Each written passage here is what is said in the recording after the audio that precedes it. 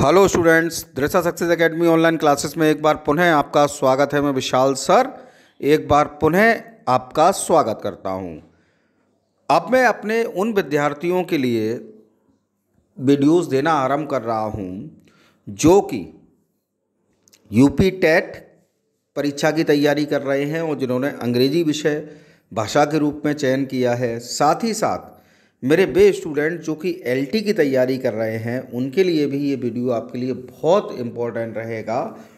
और मैं इस वीडियो के 2 पार्ट आपको दूंगा और मैं आपसे पूरा प्रॉमिस करता हूं कि आपको इसमें से निश्चित रूप से जितने मैं रूल्स दे रहा हूं, ये ग्रामेटिकल वीडियो है, इसमें आपको 1-2 सेंटेंस एरर में ज़रूर मिलेंगे वर्ब से कनेक्टेड। और आपको अगर मेरी बात पर यकीन नहीं आ रहा है तो पिछले वर्षों के आप जो पेपर्स हुए हैं वो उठाकर देख सकते हैं।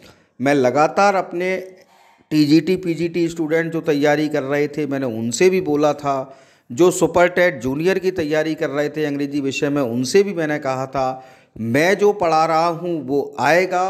और जो परीक्षा 17 तारीख को पिछली हुई 17 अक्टूबर को जूनियर सुपर टेट, आप जितने मेरे स्टूडेंट जो मेरे वीडियोस को फॉलो करते हैं वो जानते हैं मेरा पढ़ाया हुआ कितना आया है, उसमें मैक्सिमम आया है। ठीक है ना साहब? तो ध्यान से इस वीडियो को देखें, आपके लिए बहुत काम आने वाला है। चलिए स्टार्ट करते हैं वीडियो आज का। मैंने लिखा है सब्जेक्ट वर्ब एग्रीमेंट, दूसरा और करके लिखा है the uses of verbs. Subject verb agreement यानी कि सब्जेक्ट के आधार पर वर्ब का प्रयोग हमें करना होता है, लेकिन कई बार प्रॉब्लम ये आती है कि हम सब्जेक्ट में डिफ्रेंशिएट नहीं कर पाते, सिंगुलर या प्लूरल क्या हमें वर्ब लगानी है, तब प्रॉब्लम आती है। तो मैं आपके लिए मैक्सिमम रूल्स लेकर आने का प्रयत्न करूंगा जिनके आधार पर आप सब्जेक्ट वर्ब एग्रीमेंट यानी कि वर्ब का सही यूज़ आप कर सकें। इसलिए मैंने और करके लिखा है द यूजेस ऑफ वर्ब्स। चलिए रूल नंबर फर्स्ट में स्टार्ट करता हूं direct. When 2 different nouns are used in a sentence and they express one idea, a singular verb is used. मैं रिपीट करता हूं, फिर सुन लीजिए। When 2 different nouns are used in a sentence and they express one idea, a singular verb is used.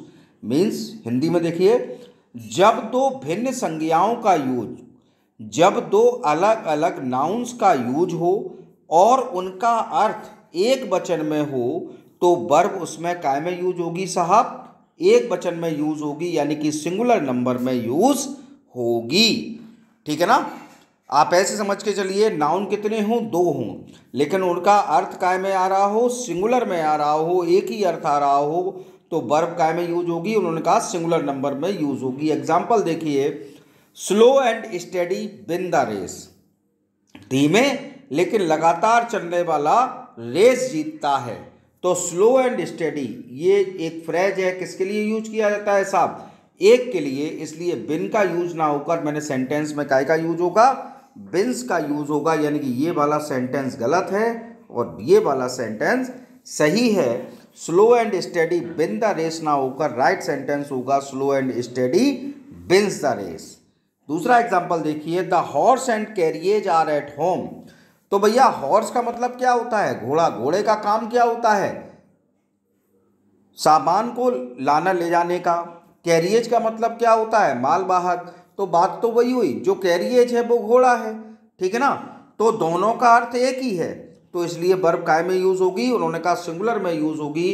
तो right sentence होगा the horse and carriage is at home, यानी कि ये वाला सेंटेंस गलत है आपका और ये वाला सेंटेंस सही है। तो फिर समझ लीजिए, जब दो अलग अलग नाउन्स हों वाक्य में, उनका अर्थ एक वचन में एक ही आ रहा हो तो ऐसे वाक्य में वर्ब काय में यूज होगी? सिंगुलर नंबर में यूज होगी। चलिए साहब, दूसरा रूल है आपका, when 2 singular nouns combined by and refer to the same person the verb must be used in the singular number. When 2 singular nouns combined by and refer to the same person, the verb must be used in the singular number. आप जरा हिंदी समझ लीजिए साहब, जब दो एक वचन की संज्ञाएं एंड से जुड़ी हों, जब दो एक वचन की संज्ञाएं एंड से जुड़ी हों और वे एक ही व्यक्ति को संबोधित करें, तब वर्ब काय में यूज होगी, सिंगुलर नंबर यानी कि एक वचन में यूज होगी।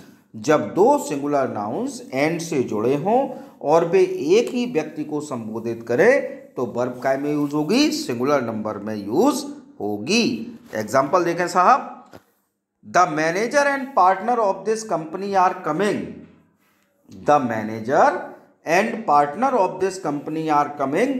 तो आप यहाँ ये कैसे निर्धारण करेंगे कि मैनेजर और पार्टनर एक ही व्यक्ति हैं? तो इसके लिए आपके लिए सबसे अच्छा एक तरीका है, जब दो ऐसे सिंगुलर नाउन्स दिए हों उनमें से एक से पहले द आए और दूसरे से पहले द ना आए, तो इसका मतलब है वो दोनों नाउन एक ही व्यक्ति को संबोधित कर रहे हैं। तो आप देख रहे हैं मैनेजर से पहले द है लेकिन पार्टनर से पहले द का यूज नहीं हुआ है।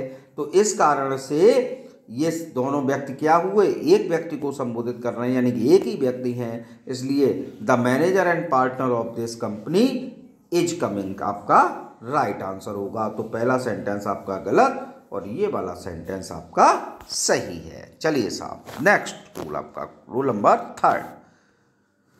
रूल नंबर थर्ड है आपके लिए, when two nouns are connected by and.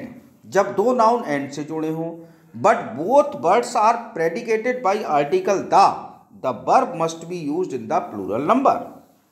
फिर सुनिए, when two nouns are connected by and but both words are preceded by article the verb must be used in plural number.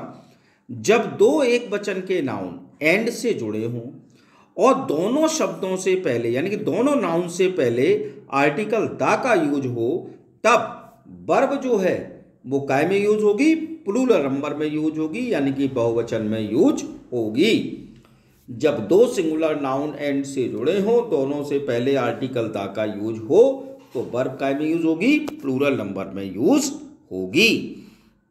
Example आप देखिए, आपके लिए लिखा हुआ है the professor and the writer is coming. तो साहब प्रोफेसर से पहले भी आपका द आया, राइटर से पहले भी द आया है, तो इस कारण से ये दो अलग अलग व्यक्ति को संबोधित हुए, तो एच का यूज ना होकर इसमें काय का यूज होगा, आर का यूज होगा। पहला सेंटेंस गलत, दूसरा सेंटेंस सही। चलिए साहब, नेक्स्ट आपका रूल आया rule number 4। When two singular subjects are connected by and the verb must be in plural number. When two singular subjects are connected by and, the verb must be in plural number.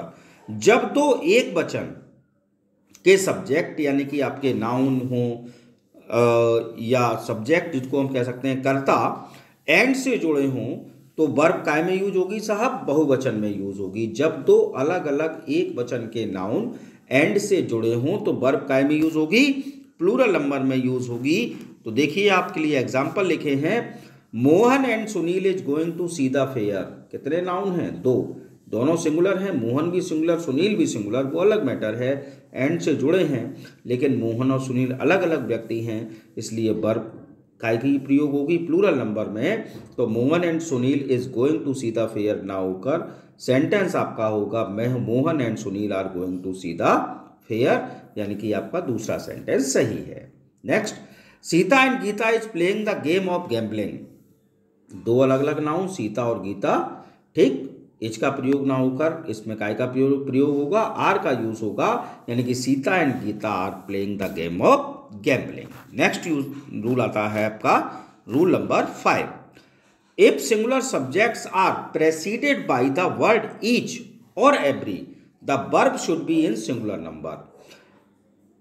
If singular subjects are preceded by the word each or every, the verb should be in singular number. Hindi में समझिए, यदि एक वचन कर्ता each या every शब्द से शुरू हो तो उस वाक्य की वर्ब जो है वो सिंगुलर नंबर में यूज होगी, यानी कि नाउन आपका कैसा दिया हो, सब्जेक्ट आपका कैसा दिया हो, सिंगुलर नंबर में दिया हो, उससे पहले ईच या एवरी का यूज हुआ हो तो वर्ब सिंगुलर नंबर में होगी। एग्जाम्पल देखिए, every boy and girl were alert. Boy singular noun, girl singular noun, उनसे पहले क्या आया है, एवरी आया है। तो भैया एवरी के कारण इस वाक्य में वर्ब जो है वो काय में होगी, सिंगुलर नंबर में यूज होगी। तो राइट सेंटेंस आपका होगा every boy and girl was alert, यानी कि पहला आपका गलत है और दूसरा एवरी बॉय एंड गर्ल जिसमें वॉज का प्रयोग हुआ है ये सेंटेंस सही है। दूसरा एग्जाम्पल देख लीजिए, ईच स्टूडेंट वर सक्सेसफुल। अब इसमें सिंगुलर नाउन दिया है स्टूडेंट, उससे पहले ईच आया है, इसलिए सही सेंटेंस होगा ईच स्टूडेंट वॉज सक्सेसफुल। ये सेंटेंस गलत है, ये सेंटेंस आपका सही है। चलिए नेक्स्ट रूल पर आते हैं। Rule number 6, when singular subjects are made of agree with nor, neither, either और the verb must be in the singular. When singular subjects are made to agree with nor, neither, either or, यानी कि sorry यहाँ ये लिखा हुआ है when singular subjects are made to agree with neither dash dash dash nor, either dash dash dash or, neither dash dash dash nor, either dash dash dash or, comma और या nor से जुड़े हों तो वर्ब उसमें singular number में use होती है। जैसे नीचे लिखा है, जब एक वचन कर्ता नाइदर, नॉर, आइदर और से संबंधित हों तो उस वाक्य की वर्ब काय में होगी, सिंगुलर नंबर में होनी चाहिए। लेकिन यह नियम कब लागू होता है, जब आइदर और नाइदर नॉर से जुड़े हुए सब्जेक्ट जो हैं वो सिंगुलर नंबर में हों। ध्यान रखिएगा, काय में हो, सिंगुलर नंबर में। जैसे एग्जाम्पल आपके सामने लिखा, आइदर राम और Shyam are going to party. Either Ram और Shyam are going to party. आप देख रहे हैं राम और श्याम दो अलग अलग सिंगुलर नाउन्स हैं और आइदर डैश डैश डैश और से जुड़े हुए हैं, तो इस वाक्य में वर्ब जो है वो सिंगुलर नंबर में यूज होगी। तो सही सेंटेंस होगा आइदर राम और Shyam is going to party. पहला सेंटेंस आपका गलत, दूसरा सेंटेंस आपका सही। देखिए दूसरा एग्जाम्पल देख लीजिए, neither Ram nor Mohan have broken the chair. आप देखिए नाइदर डैश डैश नॉर से जुड़ा है, एक नाउन है राम, दूसरा है मोहन, दोनों सिंगुलर नाउन्स हैं और नाइदर नॉर से जुड़े हुए हैं, इसलिए हैव का यूज ना होकर यूज करना पड़ेगा neither Ram nor Mohan has broken the chair. पहला सेंटेंस गलत, दूसरा सेंटेंस सही। नेक्स्ट रूल पर आते हैं, रूल नंबर 7। रूल नंबर 7 है आपका, if the subjects joined by either dash dash dash or neither dash dash dash nor and differing in the number and person, the verb should agree with nearest subject. If the subjects joined by either dash dash dash or neither dash dash dash nor and differing in the number and person, the verb should agree with the nearest subject. Hindi में समझिए, यदि वाक्य में दिए गए कर्ता neither dash dash dash nor either dash dash dash और से जुड़े हों तथा वचन एवं पुरुष उनके, यानी कि वचन एवं पुरुष यानी कि नंबर और पर्सन उनके अलग अलग हों, तो वर्ब जो है वो काय के अनुसार यूज होगी, वो निकटतम कर्ता के अनुसार यूज होगी। यानी कि जो सब्जेक्ट आपका वर्ब के बाद वर्ब के पास लिखा हुआ है उसके अकॉर्डिंग आपको वर्ब का निर्धारण करना पड़ेगा। ये भी कह सकते हैं जो बाद में नाउन आएगा, बाद में सब्जेक्ट आएगा, उसके अकॉर्डिंग आपको वर्ब का यूज करना पड़ेगा। चलिए एग्जाम्पल समझते हैं इसका, एक बार में आपको समझ में आ जाएगा। Neither Ram nor I his brother. Neither Ram, Ram कैसा है, सिंगुलर नाउन, नॉर आई, आई आपका फर्स्ट पर्सन, क्या है वो भी प्रोनाउन।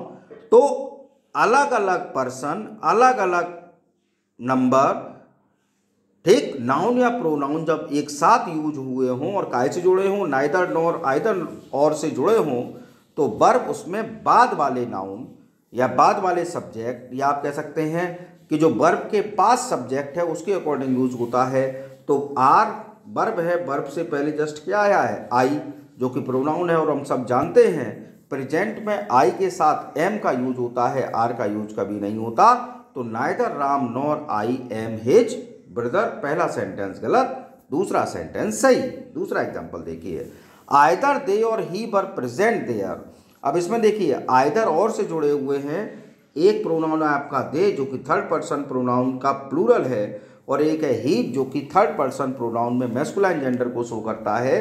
अब आप देखिए इसमें वॉज वर्ब का यूज होगा या क्या होगा, क्योंकि साहब वर्ब है आपकी वर्ब, और वर्ब के पास कौन सा आपका प्रोनाउन आया है, ही क्या है, सिंगुलर, तो आपको ही के अकॉर्डिंग आपको वर्ब लगानी है।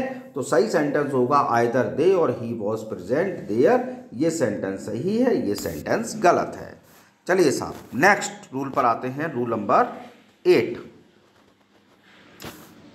रूल नंबर 8 आपका बहुत इंटरेस्टिंग है, बहुत इंपॉर्टेंट है साहब, ध्यान रख लीजिए आप लोग।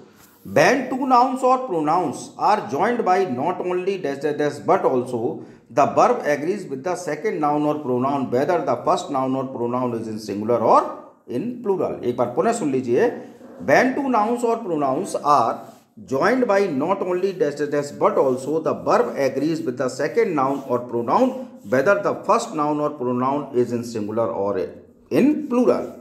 हिंदी देखिए, जब दो नाउन या pronoun not only dash dash dash but also say जुड़े हों, तब वर्ब जो है वो दूसरे नाउन या प्रोनाउन के अनुसार यूज होगी, चाहे पहला नाउन या प्रोनाउन किसी भी वचन यानी कि किसी भी रूप में क्यों ना हो, सिंगुलर भी हो सकता है, प्लूरल भी फॉर्म हो सकती है, उससे कोई फर्क नहीं पड़ता। अगर नॉट ओनली बट ऑल्सो लगा हुआ है तो आपको जो वर्ब है वो दूसरे सब्जेक्ट के अनुसार यूज करनी होगी।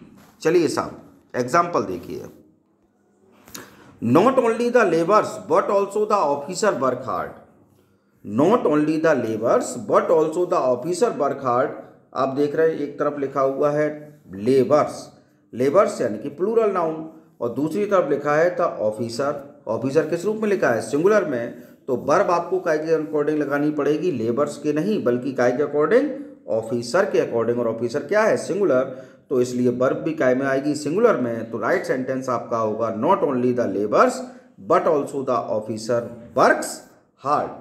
पहला सेंटेंस गलत, दूसरा सेंटेंस आपका सही। दूसरा एग्जांपल देख लीजिए। Not only Ram but also his friends was present.